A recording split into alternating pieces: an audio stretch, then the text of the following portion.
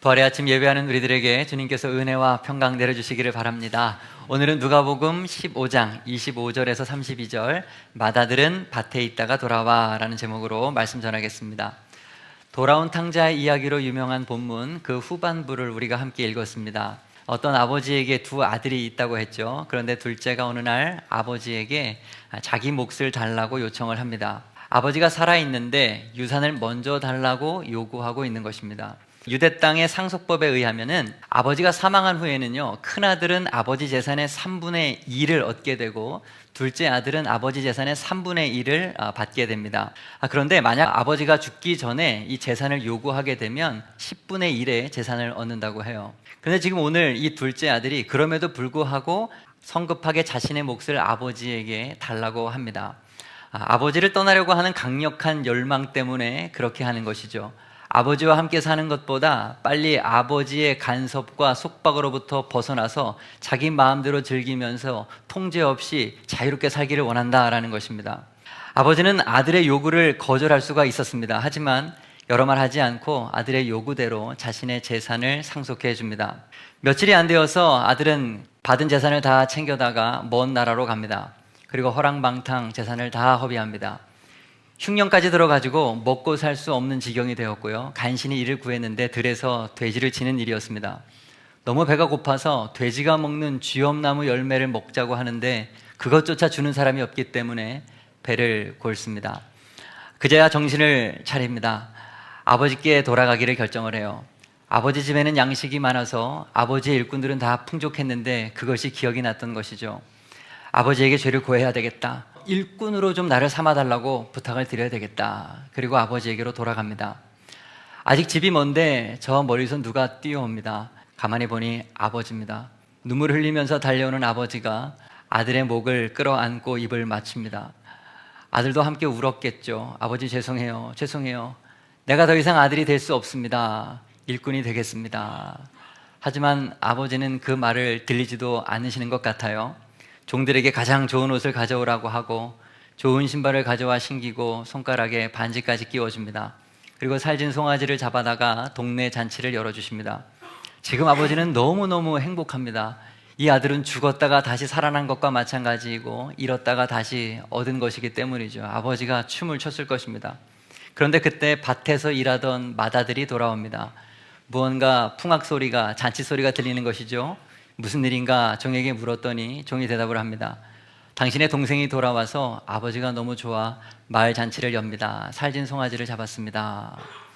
이 이야기를 들은 맏아들이 화가 납니다. 그래서 한 행동이 뭐죠? 집에 들어가려고 하지 않는 거예요. 이것을 알고 아버지가 밖에 나와서 아들을 달래줍니다. 하지만 이 큰아들은 마음을 열 생각이 없어요. 내가 여러 해 동안 아버지를 섬겼는데 나에게는 염소 새끼 한 마리 주어서 내 친구들이랑 즐기게 하지 않아 놓고서 어떻게 저런 인간 같지도 않은 동생을 가지고 이렇게 살찐 송아지를 잡습니까? 아버지가 또 달랩니다. 너는 항상 나랑 같이 있지 않냐? 나의 모든 것이 다 내 것이 아니냐? 하지만 네 동생은 죽었다가 살아난 것이니 그러지 말고 우리 즐거워하자. 그러지 말고 기뻐하자라고 하면서 오늘 본문의 이야기는 마무리가 됩니다. 이 이야기에서 둘째 아들이 우리에게 주는 교훈은 굉장히 명확합니다. 하나님을 떠나고 죄악에 물들어 살아갔던 인생, 그것이 얼마나 큰 죄이든 간에 어쨌든 아버지께로 다시 돌아오면, 뉘우치고 돌아오면 하나님께서는 다 받아주신다라고 하는 복음이 바로 이것이 우리들에게 알려주는 이야기죠. 아버지에게는 용서하지 못할 죄인이 없다라고 하는 복음이 이 본문의 명확한 교훈입니다. 아버지께 돌아온 둘째 아들, 이 사람은요, 은혜를 아는 성도를 상징하는 것입니다. 저는요, 우리 새생명 배단위의 모든 성도들이 은혜를 아는 둘째 아들이 되기를 축복합니다. 어떤 과정을 통해서든지 자신이 죄인이라는 것을 분명하게 깨닫고 사랑이 많으신 아버지를 눈물로써 체험하는 그런 경험이 있기를 바랍니다. 은혜를 알고 아버지 옆에 함께 살아야 그는 진정한 성도가 되는 거예요. 그런데 이 이야기에서 문제는 작은 아들이 아니라 맏아들이에요. 맏아들의 문제는 잘 진단이 되지 않습니다. 왜냐하면 지금까지 맏아들은 말썽을 부리면서 자라온 적이 없거든요. 둘째가 아버지를 떠나서 허랑방탕하며 살 그때에도 큰아들은 아버지 옆자리를 지켰습니다. 집에서 열심히 일을 했습니다. 지금 동생이 돌아온 바로 이날에도 밭에서 일을 하다가 돌아오는 길에 이 소식을 들은 거예요. 25절이죠. 겉으로 볼 때 이 맏아들은 효자입니다. 아버지의 자랑이고요. 착한 아들입니다. 누가 봐도 인정할 만한 충성스러운 아들이에요. 그런데 동생이 돌아온 바로 그날 이상한 일이 일어납니다. 동생이 돌아왔다는 그 소식을 듣고 기뻐하지 않고 오히려 화를 냅니다. 집으로 돌아오지 않아요. 지금까지 한 번도 그런 적이 없는데 아버지에게 대듭니다. 원망을 쏟아냅니다. 여러분, 속에 있던 문제가 밖으로 드러날 때 가장 일반적으로 나타나는 현상이 분노입니다.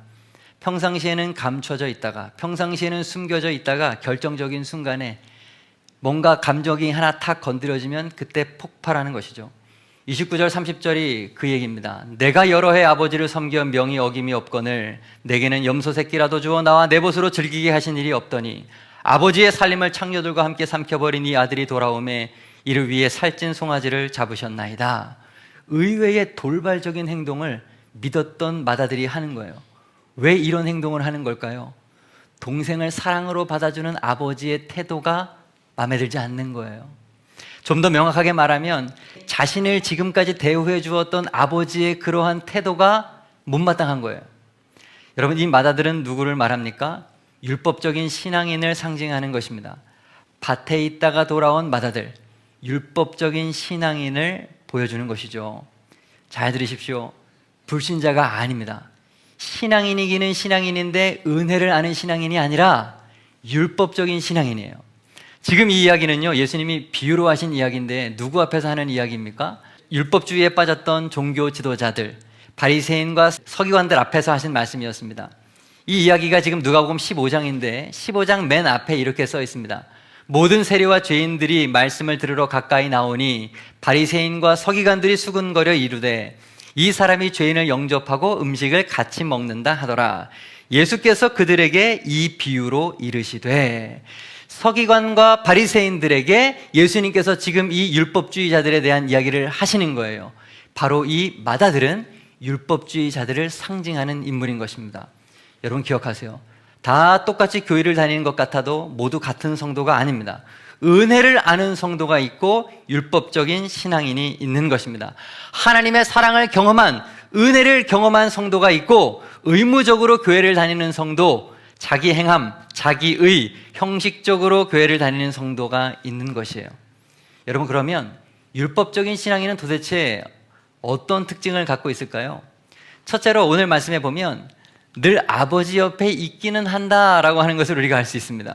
오늘 맏아들을 보세요. 아버지를 떠난 적이 없습니다. 늘 아버지 옆을 지켰어요. 그래서 평상시에는 그의 문제가 잘 드러나지 않습니다. 그런데 속에 감춰져 있는 것이죠.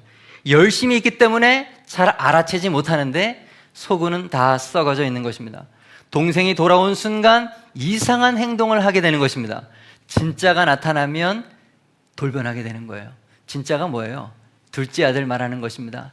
자신이 잘못을 깨닫고 아버지의 은혜로 다시금 아버지와 아들의 사랑의 관계가 회복된 둘째 아들이 나타나자 이 맏아들이 돌변하게 되는 것입니다.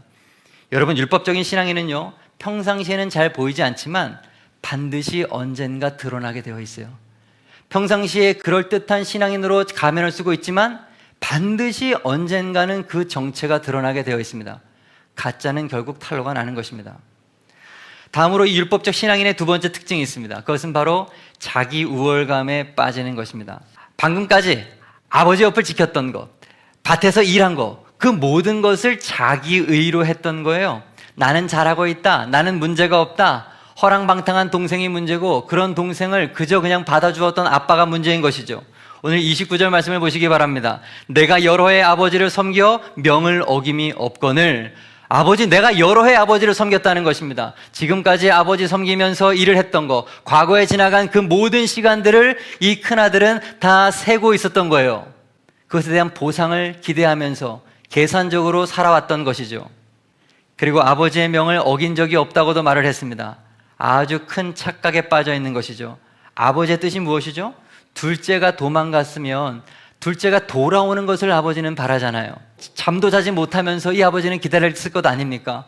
늘 동구 밖에서 아들이 이제나 돌아올까 늘 기다렸던 것이 아버지였습니다. 늘 둘째 걱정밖에 없는 게 아버지의 마음이었어요. 그런데 맏아들에게는 동생을 향한 마음이 없어요. 동생이 돌아오니까 오히려 분노했습니다. 마다들은 아버지의 값없는 은혜에 반대한 인물이에요. 오히려 반대로 행함으로 율법으로 똘똘 뭉친 그런 사람이었습니다. 전형적인 바리새인의 모습을 이 마다들은 가지고 있는 것입니다. 외적으로 볼 때에는 부족함이 없는 그들, 그러나 자기 우월감으로 살아가는 사람들인 거예요. 그러니 자신을 언제나 존경받아야 하고 인정받아야 하고 칭찬받아야 되는 것입니다. 다른 사람이 나보다 인정받는 것을 견디지 못하는 것, 자기 우월감을 가진 사람의 특징이에요. 알고 보면 이 사람은 참 불쌍한 사람들이죠. 언제나 1등이 되어야 한다는 강박감, 칭찬받고 누군가에게 늘 존경을 받아야 된다고 하는 그런 강박, 불안, 초조, 그런 것으로 살아가는 사람이죠. 사실 그들은 열심히 살아가면서 스스로 만족을 느끼는 것은 있지만 사실 속에는 평안이 없습니다. 기쁨이 없고 자유가 없습니다. 늘 언제나 무언가에게 쫓기고 언제나 예민해요. 이런 모든 것이 바로 자기 우월감에 빠진 사람, 율법주의 신앙인의 내면의 실체인 것입니다. 그래서 이어져 나타나는 세 번째 특징이 있습니다. 타인을 자꾸 정죄하는 거예요. 타인을 쉽게 정죄하는 거예요. 자기의 기준에 미치지 못하니까, 나는 이것을 했는데 저 사람은 그걸 하지 않으니까 자꾸 정죄하는 것입니다. 30절에 이 마다들이 하는 말을 보십시오. 아버지의 살림을 창녀들과 함께 삼켜버린 이 아들이 돌아왔습니다. 아버지 저 녀석이 어떤 녀석인지 아십니까? 아버지의 재산을 날린 놈입니다. 창녀들과 함께 놀아난 놈입니다. 동생이 돌아온 것을 기뻐하기는커녕 오히려 미워하고 정죄하고 있습니다. 돌아온 동생을 자기 형제로 여기지 않아요. 자세히 보면요, 30절 이 아들이라고 부르는 것을 보시기 바랍니다. 이 마다들에게는 동생 사랑의 마음이 없어요. 정확히 말하면 자기 자신만 생각하고 있는 거예요. 동생을 미워한다기보다 자신이 손해받지 않으려고 지금 행동하고 있는 것입니다. 자신에게 돌아올 재산이 또 동생에게 또 갈까봐, 자신에게 돌아올 재산이 줄어들까봐 지금 전전긍긍인 것이죠. 여러분, 자기만 생각하는 사람이, 자기 우월적 사고를 가진 사람이 타인을 정죄하는 것입니다. 자기밖에 모르는 사람이 다른 사람에게 손가락질하는 거예요. 다음으로 율법적 신앙인의 특징 네 번째, 아버지를 향한 숨겨진 불만을 가지고 있다라고 하는 것입니다. 28절 말씀해 보니까 그가 노하여 들어가고자 하지 아니했다라고 기록합니다. 너무 화가 나서 그 집에 들어가기조차 하지 않았다는 것입니다. 잔치를 열어준, 둘째 아들을 위해서 잔치를 열어준 아버지에 대한 원망이 드디어 표출되는 겁니다. 내가 얼마나 열심히 일했는데 나한테는 염소 새끼 한 마리도 안 주더니 저런 은혜도 모르는 녀석을 어떻게 저렇게 대우할 수가 있는가. 29절 내게는 염소 새끼라도 주어 나와 내 벗으로 즐기게 하신 일이 없더니, 아버지에 대해서 뭐라고 이해하고 있습니까? 염소 새끼라도 한 마리 준 적이 없는 아버지, 나에게 아무것도 해준 것 없는 아버지로 이해하고 있는 것입니다. 자기 우월감에 취해 있으면서 동시에 동생에 대한 열등감에 사로잡혀 있는 이런 마다들의 모습인 것이죠. 아버지가 동생을 사랑하는 것을 아버지가 자기를 인정하지 않는 것으로 지금 오해하고 있는 거예요. 은혜를 모릅니다. 용서하는 아버지를 이해하지 못합니다. 복음을 이해하지 못합니다. 그저 일 많이 하는 게 잘하는 것인 줄로만 알고 있는 것입니다. 여러분, 이것이 율법적인 신앙인들의 특징이에요. 아버지 옆에 있기는 하지만 자기 우월감으로 살고 다른 사람을 정죄하고 은근히 마음속에 하나님을 향한 원망이 깔려있는 그런 사람, 그게 바로 율법적인 신앙인의 특징이에요. 여러분, 이러한 특징을 만드는 마다들의 근원적인 문제는 도대체 뭘까요, 여러분? 이러한 특징을 보이는 마다들의 제일 큰 문제가 도대체 뭘까요? 자기 자신을 아버지의 아들로 여기지 않고 종으로 살아가는 것입니다. 네. 종으로 살아가는 거예요. 이 마다들은요, 스스로 종으로 살아가고 있습니다. 그렇기 때문에 스스로 힘들고 아버지를 오해하는 것입니다. 의심하고 불신으로 살아가는 거예요. 아버지의 그 큰 사랑을 받으며 살아가고 있지만 그 큰 사랑을 누리지는 못하는 거예요. 자녀의 특권을 가지고 있지만 자녀로서 삶을 살아가지 못하는 것입니다. 여러분, 자녀의 특권이 뭡니까? 아버지의 것이 다 내 것이 아니에요? 저는 지금도 고향집에 가면은 옷장을 열어봅니다. 가끔 가다 좋은 옷이 있으면 그냥 입고 와요. 여러분, 그것이 아들의 특권입니다. 예. 가장 불쌍한 그리스도인이 누군지 아시죠? 가장 완벽한 아버지이신 하나님, 그분과 함께 살면서도 그분 안에 있는 부요함, 그분이 내려주시는 축복, 무조건적인 은혜, 부족함 없는 사랑, 그런 것들을 누리지 못하는 사람, 그런 사람이 가장 불쌍한 사람인 거예요. 아버지 옆에 있는데 아버지와 상관없이 살아가는 것입니다. 교회를 떠난 적이 없는데 늘 아버지와 함께 있었는데 오래 신앙생활을 하긴 했는데 아버지의 마음을 모르는 거예요. 사랑 안에 있는데 사랑을 모릅니다. 여러분, 그런 신앙생활을 하는 사람은요, 절대로 행복하지 않아요. 절대로 그런 신앙인은 기쁘지 않아요. 교회에 있는 것보다 여러분 더 중요한 게 무엇입니까? 하나님과 친밀한 관계를 유지하는 거예요. 일하는 것보다 중요한 것은 하나님을 깊이 경험하는 것입니다. 간절히 여러분에게 부탁드리기는 일하려고 하지 마시고 하나님을 참 좋은 아버지로 바로 알고 믿는 여러분 되시기 바랍니다.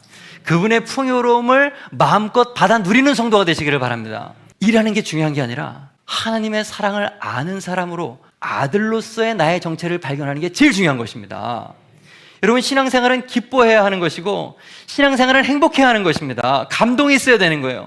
주님만 생각하면 행복하고 예배 드릴 것만 생각하면 가슴이 뛰고 교회 가는 것이 행복하고 교회만 발을 딱 들여놔도 눈물이 쭈르륵 흐르고 찬양의 모든 가사가 내 마음의 고백이 되고 늘 은혜를 받고 틈만 나면 교회를 자랑하고 함께 신앙생활하는 교우를 서로 사랑하는 아들의 기쁨을 회복하는 여러분 되기를 바랍니다. 그런데 많은 성도들이 교회를 다니지만 오랫동안 신앙생활 하지만 이런 기쁨이 없어요. 교회 나오는데 행복이 없습니다. 마음의 평안이 없어요. 감동이 없습니다. 교회 오래 다녀서 교회를 다 잘 알아요. 누구보다도 잘 알아요. 직분도 받습니다. 집사님도 되고 권사님도 됩니다. 그런데 형식적이고 제도적이고 일 중심적인 신앙생활에 빠져버려요. 가슴이 냉랭해집니다. 뭔가 감동이 없어요. 예배를 드리란다, 박수치란다, 기도하는갑다, 요리조리 피해 다니고 뜨거움이 없어요. 여러분, 율법적 신앙인의 전조 증상이 이런 것들이에요. 여러분은 여러분의 신앙을 어떻게 진단할 수 있습니까?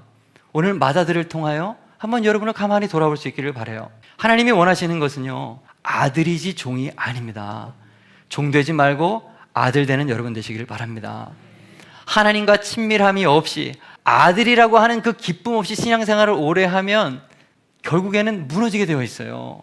그런 신앙은 결국 오래 가지 못합니다. 언젠가는 반드시 낙심하고 떠날 날이 와요. 억지로 하지 마세요. 의무로 하지 마시기를 바랍니다. 교회에 수많은 일들이 있죠. 하나님을 예배하는 일들이라든가 헌금을 하는 거라든가 봉사하는 거라든가, 여러분, 그 모든 것은요, 의무가 아니에요. 기쁘게 해야 되는 것이죠. 의무로 하는 거, 의무로 내가 그 일을 하는 것은 하나님께서 원하시는 것도 아니고 기뻐하시는 것도 절대로 아니에요. 하나님이 원하시는 것은 우리의 중심입니다. 하나님을 사랑하는 그 중심, 하나님 자체를 기뻐하는 그 중심, 그걸 원하시는 거죠. 교회의 모든 일은 하나님과의 친밀한 관계 속에서 기쁨으로, 자발적으로, 감사하면서 해야 되는 거예요. 교회를 다니면서 의무감만 남아있는 성도가 있습니다. 하나님을 만난 적은 없는데 일만을 해오고 있어요. 하나님을 모르는데 의무만 다합니다. 여러분, 그러면 큰일 나요. 잘 들으세요. 너무너무 중요한 얘기예요. 교회 오래 다니면서 가슴은 냉랭해지고 의무만 열심히 하는 사람은 큰 문제가 있습니다.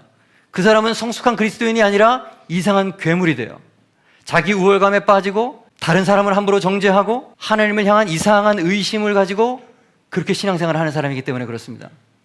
여기저기 그 사람이 함께하는 곳에는 문제가 빵빵 터집니다. 모두가 피하고 싶은 그런 괴물 같은 사람이 되지 마세요. 마태복음 19장 30절. 그러나 먼저 된 자로서 나중되고 나중된 자로서 먼저 될 자가 많으니라.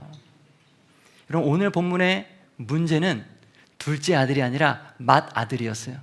먼저 된 아들을, 결국 이 아들은 아버지의 아픔으로 마무리되고 말았습니다. 여러분, 오늘 본문의 마지막이 어떻게 끝나죠? 아버지의 권면으로 끝납니다. 이 아버지의 권면에 대한 마지막 아들의 대답이 없어요. 큰아들은요, 아버지의 마음을 끝까지 알아채지 못했을 가능성이 커요. 왜 그럴까요? 자신은 잘못이 없다고 생각하거든요. 나는 잘하고 있다고 생각하거든요. 아버지를 떠난 적이 없으니까요. 지금도 밭에서 일하다가 돌아오는 길이거든요.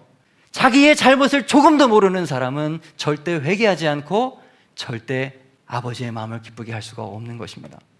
아버지를 떠났던 둘째 아들보다 더 심각한 것은 계속 아버지와 함께 했던 맏아들입니다.